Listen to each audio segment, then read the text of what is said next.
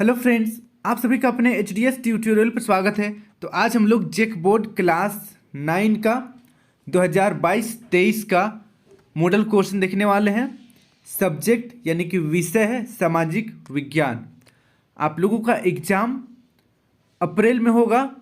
11 और 12 अप्रैल को एग्ज़ाम है। 2 दिन में ही सभी सब्जेक्ट का एग्ज़ाम हो जाएगा। इसीलिए आप अभी से ही अच्छे से तैयारी कीजिए। और यह जो मॉडल क्वेश्चन है जेक नहीं 2023 का एग्ज़ाम के लिए निकाला है, तो यह बहुत ही इम्पोर्टेंट है। यहाँ जितना भी क्वेश्चन दिया गया है सभी वेरी वेरी इंपॉर्टेंट क्वेश्चन है, सभी को आप याद कर लीजिएगा। और मैंने भी एक अनऑफिशियल मॉडल क्वेश्चन खुद से सेट किया था आप लोगों के लिए, वो भी आप जरूर देख लीजिएगा। वहाँ से भी क्वेश्चंस आएगा आपका फाइनल एग्जाम में। आपको मैं डिस्क्रिप्शन में लिंक दे दूंगा, वहाँ से जाकर आप बाकी सब्जेक्ट का भी मॉडल क्वेश्चन देख सकते हैं और मेरे द्वारा बनाया गया मॉडल सेट भी आप देख सकते हैं। तो चलिए आज हम लोग क्लास 9 का सोशल साइंस का मॉडल क्वेश्चन देखेंगे। आप लोगों का सिर्फ एमसीक्यू क्वेश्चन आएगा, 40 एमसीक्यू क्वेश्चन आएगा। वीडियो काफ़ी इंपॉर्टेंट है, वीडियो को अपने सभी दोस्तों के साथ और सभी ग्रुप में शेयर जरूर कर दीजिएगा। तो चलिए बढ़ते हैं पहला क्वेश्चन की ओर। फ्रांस की क्रांति का अग्रदूत किसे कहा जाता है? पहला ऑप्शन है नेपोलियन, दूसरा ऑप्शन है रूसो, तीसरा ऑप्शन है दीद्रो, चौथा ऑप्शन है वाल्टेयर। तो इसका सही आंसर हो जाएगा ऑप्शन नंबर दूसरा, रूसो। फिर देखिए नेक्स्ट सेकेंड क्वेश्चन। निम्न में से किन वस्तुओं पर अप्रत्यक्ष कर लगाया गया था? पहला ऑप्शन है चावल और गेहूं, दूसरा ऑप्शन है चाय और रेशम, तीसरा ऑप्शन है नमक और तंबाकू, चौथा ऑप्शन है इनमें से कोई नहीं। तो इसका सही आंसर हो जाएगा ऑप्शन नंबर सी, नमक और तंबाकू में अप्रत्यक्ष कर लगाया गया था। 3 नंबर का क्वेश्चन देखिए। लेनिन ने अपने अप्रैल थीसिस द्वारा जो मांगे रखी थी उनमें निम्न में से कौन सी मांगे शामिल नहीं थी? पहला ऑप्शन है बैंकों का राष्ट्रीयकरण किया जाए, दूसरा ऑप्शन है युद्ध समाप्त किया जाए, तीसरा ऑप्शन है किसानों को सारी जमीन वापस कर दी जाए, चौथा उद्योगों को मजदूरों के हवाले किया जाए। तो इसका सही आंसर हो जाएगा ऑप्शन नंबर चौथा, उद्योगों को मजदूरों के हवाले किया जाए। यह मांग शामिल नहीं थी। फिर देखिए नेक्स्ट 4 नंबर। रूस के स्थानीय स्वशासी संगठन कहलाते हैं? पहला ऑप्शन है कन्वेंशन, दूसरा सोवियत, तीसरा डायरेक्टरी, चौथा ड्यूमा। तो इसका सही आंसर हो जाएगा ऑप्शन नंबर दूसरा, सोवियत। अब बढ़ते हैं नेक्स्ट 5 नंबर की ओर। धुरी शक्तियाँ किन देशों को कहा जाता था?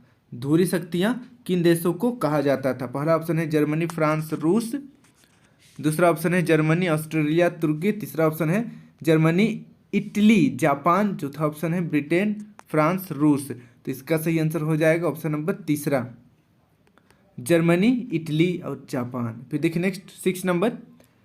किस संधि द्वारा जर्मनी पर कठोर एवं अपमानजनक शर्तें थोप दी गई थी? पहला ऑप्शन है पेरिस की संधि, दूसरा वियना की संधि, तीसरा वार्साय की संधि और चौथा कुस्तुनतुनिया की संधि। तो इसका सही आंसर हो जाएगा ऑप्शन नंबर सी, वर्साय की संधि। फिर देखिए नेक्स्ट 7 नंबर।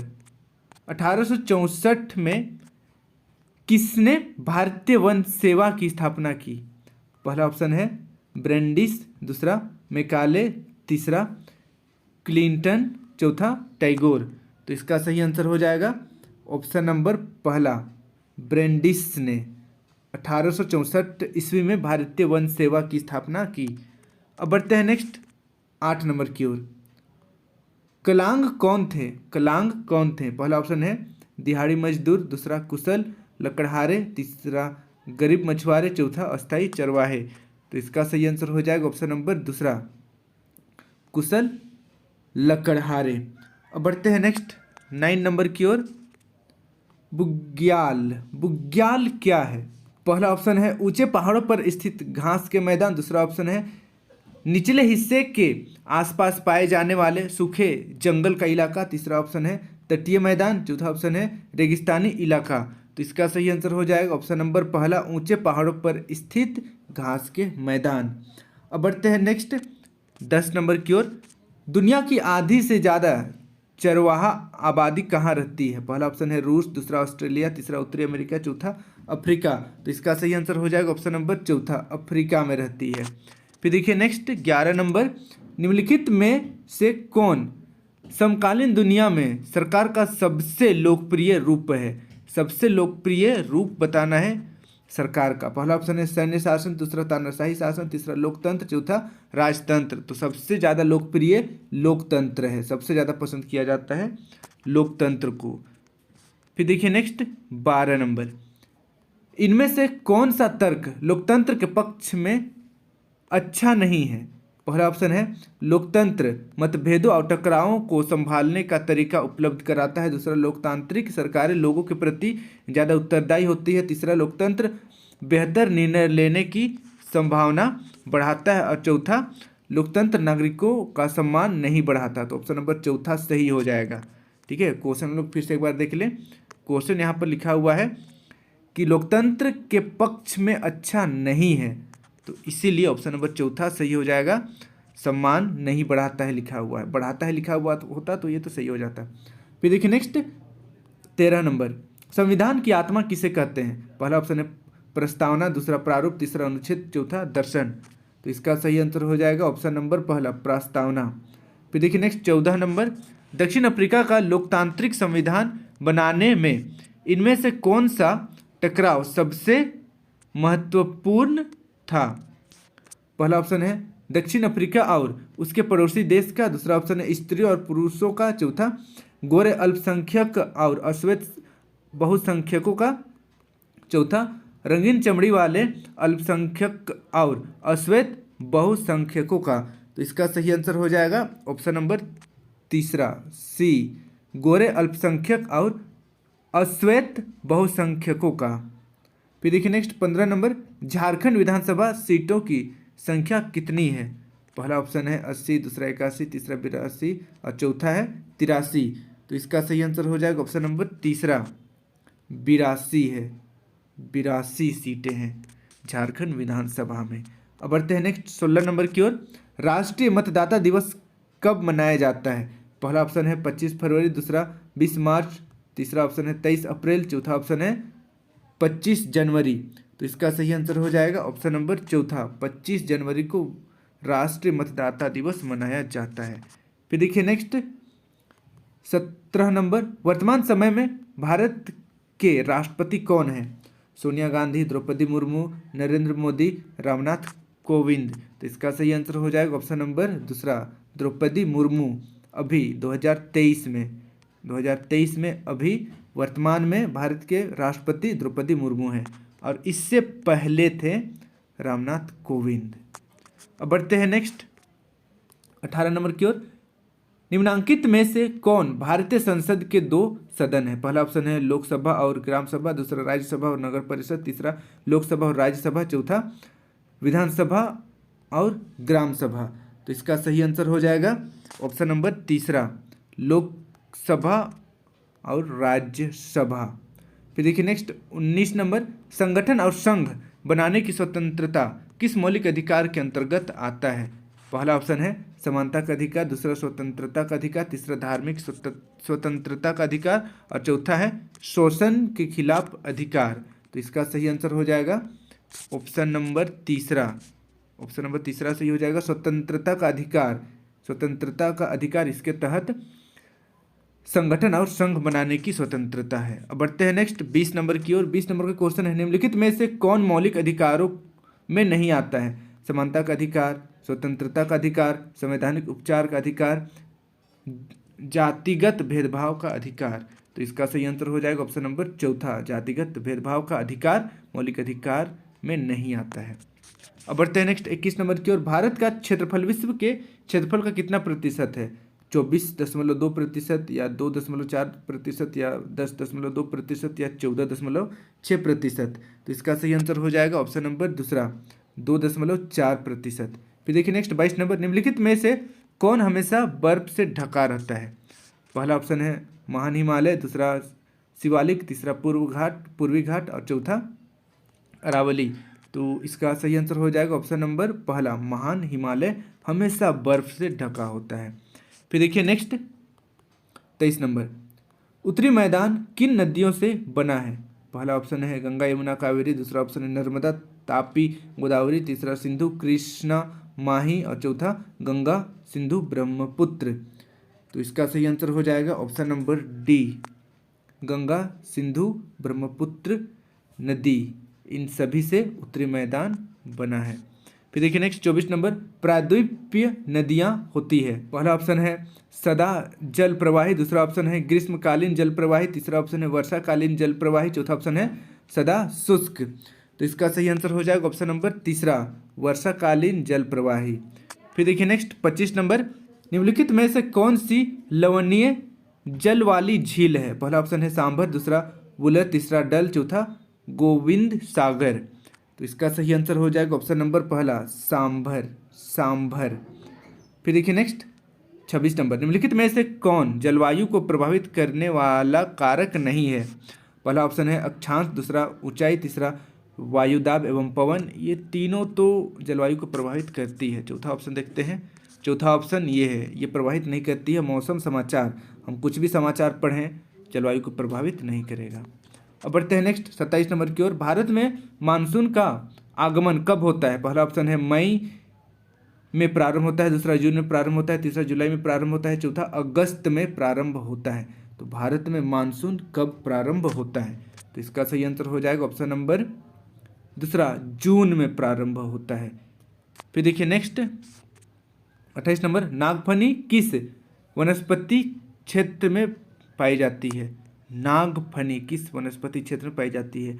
उष्णकटिबंधीय वर्षा वन, उष्णकटिबंधीय पतझड़ वन, कंटीले वन तथा झाड़ियों के क्षेत्र, चौथा मैंग्रोव वन क्षेत्र। तो इसका सही आंसर हो जाएगा ऑप्शन नंबर तीसरा, कंटीले वन तथा झाड़ियों के क्षेत्र में नागफनी पाई जाती है। फिर देखिए नेक्स्ट 29 नंबर, भारत में लिंगानुपात के संदर्भ में कौन सा कथन सत्य है, कौन सा कथन सही है? पहला ऑप्शन है पुरुष और महिला दोनों की संख्या बराबर है, ये तो गलत है, दोनों की संख्या बराबर नहीं है। दूसरा ऑप्शन है पुरुषों की संख्या महिलाओं से कम है, पुरुष की संख्या महिलाओं से कम नहीं है, ज़्यादा है, तो ये भी गलत हो गया। तीसरा, महिलाओं की संख्या पुरुषों से कम है, महिलाओं की संख्या पुरुषों से कम है, ये सही है। अब देखते हैं चौथा ऑप्शन में क्या है, महिलाओं की संख्या पुरुषों से अधिक है, ये भी गलत है। तो ऑप्शन नंबर तीसरा सही हो जाएगा, महिलाओं की संख्या पुरुषों की संख्या से कम है। देखिए 30 नंबर, जनसंख्या में होने वाले परिवर्तन की क्रियाएं कौन है? पहला ऑप्शन है जन्म दर, दूसरा मृत्यु दर, तीसरा प्रवास, चौथा उपरोक्त तीनों। तो इसका सही आंसर हो जाएगा ऑप्शन नंबर चौथा, उपरोक्त तीनों। जनसंख्या में परिवर्तन होता है जन्म लेने से भी, मृत्यु से भी और एक जगह से दूसरी जगह जाने से भी। फिर देखिए नेक्स्ट 31 नंबर, उत्पादन की पहली आवश्यकता क्या है? श्रम, भूमि, भौतिक पूंजी, मानव पूंजी। तो इसका सही आंसर हो जाएगा ऑप्शन नंबर दूसरा, भूमि। उत्पादन की पहली आवश्यकता भूमि है। फिर देखिए नेक्स्ट 32 नंबर, अस्थायी पूंजी और कार्यशील पूंजी किसके स्रोत हैं? पहला ऑप्शन है भौतिक पूंजी के, दूसरा मानव पूंजी के, तीसरा भौतिक और मानव पूंजी दोनों, चौथा उपरोक्त में से कोई नहीं। तो इसका सही आंसर हो जाएगा ऑप्शन नंबर तीसरा, ऑप्शन नंबर तीसरा सही हो जाएगा, भौतिक और मानव पूंजी दोनों का। फिर देखिए नेक्स्ट 33 नंबर, पालमपुर में गैर कृषि क्रियाएं हैं। पालमपुर में कौन कौन गैर कृषि क्रियाएं हैं? परिवहन, दुकानदारी, लघु विनिर्माण, उपरोक्त सभी। तो इसका सही आंसर हो जाएगा ऑप्शन नंबर चौथा, उपरोक्त सभी। परिवहन, दुकानदारी और लघु विनिर्माण सभी गैर कृषि क्रियाएं हैं। फिर देखिए नेक्स्ट 34 नंबर, किस प्रकार की जनसंख्या अर्थव्यवस्था की परिसंपत्ति होती है? मतलब किस प्रकार की जनसंख्या अर्थव्यवस्था के लिए एक संपत्ति होती है? पहला ऑप्शन है साक्षर एवं स्वास्थ्य जनसंख्या, दूसरा अस्वस्थ जनसंख्या, तीसरा अकार्यशील जनसंख्या और चौथा ऑप्शन है इनमें से कोई नहीं। तो अर्थव्यवस्था के लिए, एक मिनट यहाँ आ गया, देखिए अर्थव्यवस्था के लिए साक्षर एवं स्वास्थ्य जनसंख्या परिसंपत्ति होती है। ठीक है, साक्षर पढ़े लिखे लोग रहेंगे और स्वास्थ्य रहेंगे, यही होता है संसाधन एक अर्थव्यवस्था के लिए। अगला क्वेश्चन है 35 नंबर, निम्नलिखित में से किनमें निवेश से मानव संसाधन में उच्च प्रतिफल प्राप्त हो सकते हैं? पहला ऑप्शन है लघु एवं वृहद उद्योग, दूसरा परिवहन और संचार, तीसरा शिक्षा और चिकित्सा, चौथा बैंकिंग और व्यवसाय। तो इसका सही आंसर हो जाएगा ऑप्शन नंबर तीसरा, शिक्षा और चिकित्सा। शिक्षा और चिकित्सा ये दोनों पर निवेश करने से मानव संसाधन के उच्च प्रतिफल प्राप्त हो सकते हैं। फिर देखिए नेक्स्ट 36 नंबर, विश्व में भारत में खालिस्तान निर्धनों का संकेंद्रण है। पहला ऑप्शन है सबसे अधिक, दूसरा सबसे कम, तीसरा चीन के बराबर, चौथा शून्य। तो यहाँ पर ऑप्शन नंबर पहला सही आंसर हो जाएगा, सबसे अधिक। विश्व में भारत में सबसे अधिक निर्धनों का संकेंद्रण है। फिर देखिए नेक्स्ट 37 नंबर, निर्धनता रेखा का निर्धारण करते समय इनमें से किस पर विचार नहीं किया जाता है। पहला ऑप्शन है भोजन आवश्यकता, दूसरा चिकित्सा आवश्यकता, तीसरा मनोरंजन, चौथा वस्त्र आवश्यकता। तो इसका सही आंसर हो जाएगा ऑप्शन नंबर तीसरा, मनोरंजन आवश्यकता। मनोरंजन को हम लोग निर्धनता श्रेणी जब बनाते हैं तो मनोरंजन को नहीं देखा जाता है।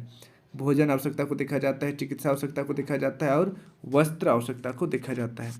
फिर देखिए नेक्स्ट 38 नंबर, बफर स्टॉक क्या है। पहला ऑप्शन है सरकार द्वारा अधिप्राप्त अनाज का भंडार, दूसरा दुकानदारों द्वारा किया गया जमाखोरी, तीसरा दलालों द्वारा विक्रय किया गया अनाज और चौथा है किसान द्वारा जमा अनाज। तो इसका सही आंसर हो जाएगा ऑप्शन नंबर पहला, सरकार द्वारा अधिप्राप्त अनाज का भंडार को बफर कहते हैं, बफर स्टॉक। फिर देखिए नेक्स्ट 39 नंबर, खाद्य सुरक्षा क्या है। पहला ऑप्शन है सुरक्षित घेरे में खाना, दूसरा सभी लोगों के लिए सदैव भोजन की उपलब्धता, तीसरा अमीर लोगों को सुरक्षित भोजन उपलब्ध कराना और चौथा ऑप्शन है निर्यात के लिए अनाज की सुरक्षा। तो इसका सही आंसर हो जाएगा ऑप्शन नंबर दूसरा, सभी लोगों के लिए सदैव भोजन की उपलब्धता खाद्य सुरक्षा है। फिर देखिए नेक्स्ट 40 नंबर हमारा लास्ट क्वेश्चन, सार्वजनिक वितरण प्रणाली किससे संबंधित है। पहला ऑप्शन है अनाजों का निर्यात, दूसरा गरीबी उन्मूलन कार्यक्रम, तीसरा खाद्य सुरक्षा, चौथा खाद्य पदार्थों की जमाखोरी। तो इसका सही आंसर हो जाएगा ऑप्शन नंबर तीसरा, खाद्य सुरक्षा। तो इस प्रकार हम लोग आज जैक बोर्ड क्लास 9 का 2023 का मॉडल क्वेश्चन सोशल साइंस का यहाँ पर 40 का 40 क्वेश्चन पूरा कंप्लीट कर लिए। सभी क्वेश्चन बहुत ही इंपॉर्टेंट है, जैक ने खुद इसे रिलीज किया और मेरे द्वारा भी जो मॉडल क्वेश्चन बनाए गए वो भी काफ़ी इंपॉर्टेंट है, वहाँ से भी क्वेश्चन पक्का पूछा जाएगा। इसलिए आप दोनों मॉडल क्वेश्चन को अच्छी तरीके से याद कर लीजिए, पढ़ लीजिए, आराम से आपका अच्छा नंबर आ जाएगा। तो आज के लिए इतना ही। वीडियो अच्छी लगी तो वीडियो को लाइक करके चैनल को सब्सक्राइब जरूर कर लीजिएगा और अपने सभी दोस्तों के साथ अपने सभी ग्रुप में इस वीडियो को जरूर शेयर कर दीजिए ताकि उनको भी इस वीडियो का लाभ हो सकेगा। Thank you for watching video, have a good day.